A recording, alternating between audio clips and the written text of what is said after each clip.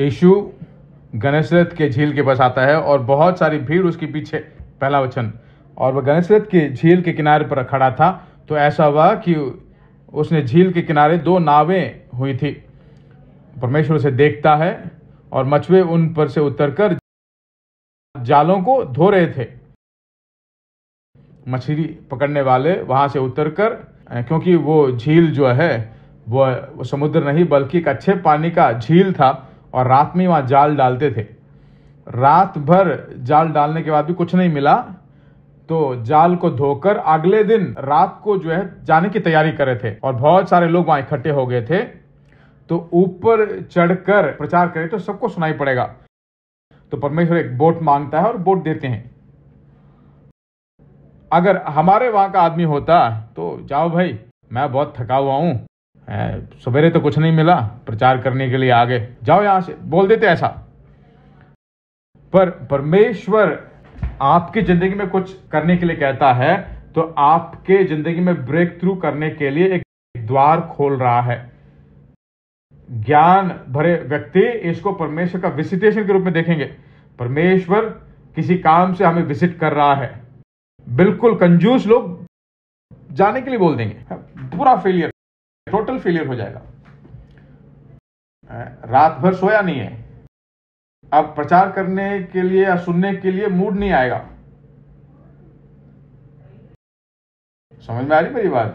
जब आप पूरी तरह फेल हो जाओगे तभी परमेश्वर के वचन को ज्यादा सुनना चाहिए, समय अलग करके सुनना चाहिए। क्यों? तीसरा वचन, उन नावों में से एक पर जो शिमोन की थी चढ़कर उससे विनती की कि किनारे से थोड़ा हटा ले चले।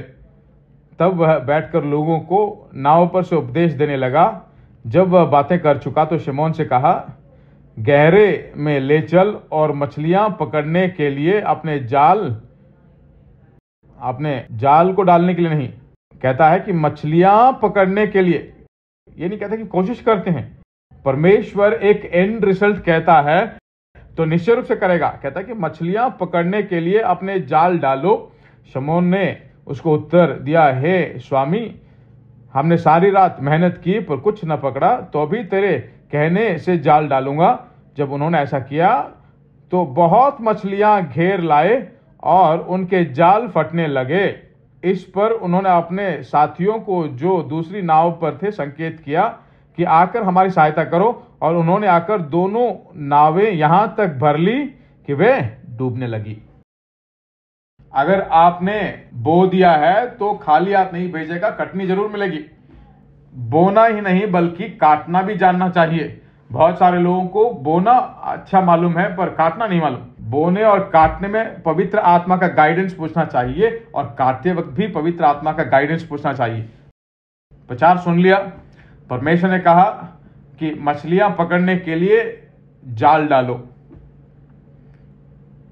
पतरस अगर साधारण सा व्यक्ति होता, अच्छा आपने प्रचार तो किया है, अच्छा तो था, बोर नहीं मारा, रात भर मैं सोया नहीं, इस संदेश को सुनना बहुत बड़ा अनुग्रह है, बिना सोए मैं सुन रहा था, इससे ज्यादा मैं नहीं रह सकता, जालों को समेट कर कुछ खाना वाना खाकर थोड़ा आराम कर लेता हूं, तभी रात को जा सकता हूं, तो उसकी कटनी उस रात को नहीं मिलती। परमेश्वर जब आपसे बात करता है, आपका हृदय कीन होना चाहिए, दिलचस्पी से होना चाहिए, सुनने लायक होना चाहिए। परमेश्वर एक नया ब्रांच डालने के लिए कहता है यार डालूं तो नहीं चलेगा भाई, परमेश्वर बोलता है तो डालना चाहिए, क्योंकि परमेश्वर ने वहां पे जाल डालने के लिए नहीं बल्कि मछलियां पकड़ने के लिए जाल डालने को कहा। परमेश्वर एक जगह में इन्वेस्ट करने के लिए बोलता है, सबने इन्वेस्ट किया, सब जो है धोखे में चले गए। अगर परमेश्वर आपको इन्वेस्ट करने के लिए कहता तो वहां पर इन्वेस्ट करना चाहिए, क्योंकि वो परमेश्वर का लीडिंग है। डालने के लिए कहता है, तब जो पीड़ाएं थी पर उस थोड़े से मछली नहीं बल्कि जाल फटने लायक, जाले फट रही हैं और बोट में डाल रहे हैं तो बोट भी डूबने लगता है, दूसरे बोट में डालते हैं वह भी भरकर डूबने लगता है, क्योंकि ऐसा ही परमेश्वर करता है। परमेश्वर एक कार्य में मुंह होता है, एक कटनी आपको देता है, तो वो इनफ नहीं होता, मोर देन इनफ होता है। वह एक्सेसिव होना चाहिए, बहुतायत में होना चाहिए, क्योंकि पैसा ही परमेश्वर है। किसको बदलना चाहिए? सोचों को बदलना चाहिए। हमारा भर जाए, बच्चों का फीस पे करूं, कुछ बच जाता है तो बच्चों की भविष्य के लिए जाके जमा करते हैं बैंक में, ऐसा सोचोगे तो यहां पर समृद्धि नहीं आई है। भरपूरी में होना चाहिए। बच्चों को अच्छे स्कूल में पढ़ाइए, हो सके तो आपके पड़ोसी के बच्चों को भी पढ़ाइए। चर्च में बच्चे आते हैं, भाई बहुत कष्ट से जी रहे होंगे, कहां पढ़ते हो, मैं तुम्हें पढ़ाता हूं, मैं फीस करता हूं। ऐसा है तो यहां पर आ गया है। कल हमारे लिए कौन करेगा? अगर कल नहीं हो गई, कल परमेश्वर मर गया है क्या? अगर परमेश्वर मर गया है तो डरने के बहुत सारे कारण हैं। परमेश्वर है भाई, वह परमेश्वर बहुतायत से देता है, प्रचुरता में देता है, मोर देन एनफ, क्योंकि वो एल शडाई है। क्यों मैं इन वचनों को आपको दिखा? लोग कह रहे हैं कि पुराने नियम में है, नए नियम में नहीं है। एल शडाई पुराने नियम में, नए नियम में नहीं है। नहीं, पुराने नियम में नहीं बल्कि नए नियम में भी है।